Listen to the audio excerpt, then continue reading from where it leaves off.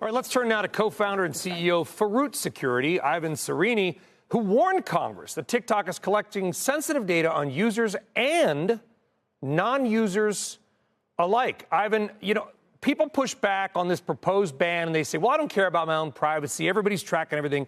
Who cares? I think what they're missing after reading TikTok's, and I urge everybody, go read their terms of service. Effectively, are you kind of giving TikTok and thus ByteDance and thus China the ability and legal right to kind of do whatever it wants with your computer? Thanks. That's a very big question. And so first part is that obviously the data that TikTok is collecting through its app.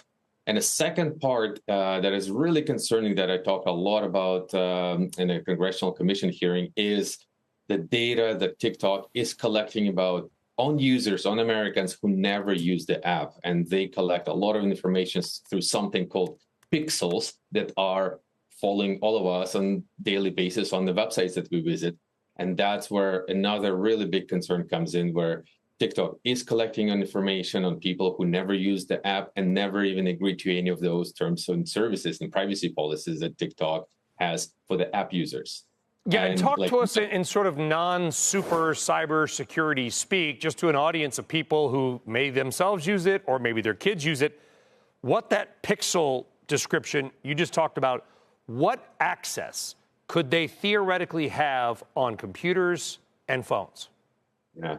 So first thing, what is a pixel? Many of us heard what cookies are, and those are the tools that websites use to monitor activities of people, of us, when we log into bank accounts or schedule a doctor's appointment or do anything else on the websites. And pixels, they're just little pieces of software that are watching everything we do. They often see what you type, what your credit card numbers are, what your doctor appointments are, and anything else that you type into the form, into the online forms. And that is a really, really sensitive information that we share with companies that we trust. But TikTok, Pixels, and other pixels too from other companies get that information. And the concern specifically with TikTok or ByteDance by extension, or any other Chinese organizations that by law, if China and CCP, Communist Party, has the right to access any of the data of Americans. And that's a really big concern for both privacy and espionage and all kinds of other activities that they can use that data for. And if the answer is no, please say no, because again, this is not my world, and I'm just kind of extrapolating what I'm reading, Ivan. Let me ask it more directly. If I have TikTok on my phone and I have my bank account, Wells Fargo, Bank of America, Charles Schwab, whatever it is, and I have an app on my phone for the bank account, and I log in, is it possible that through the terms of service that theoretically TikTok would be able to have any login information that I'm using on my phone? That's an important question.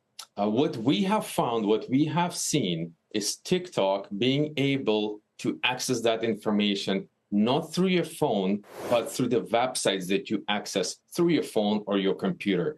And that's a very important distinction, is you don't need to have a TikTok app for TikTok to be able to get your information on the websites that you visit.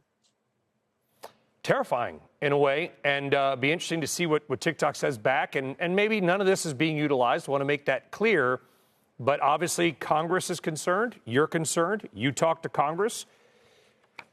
The battle is on. Ivan Serini of Faroot Security. Ivan, great stuff. Thank you.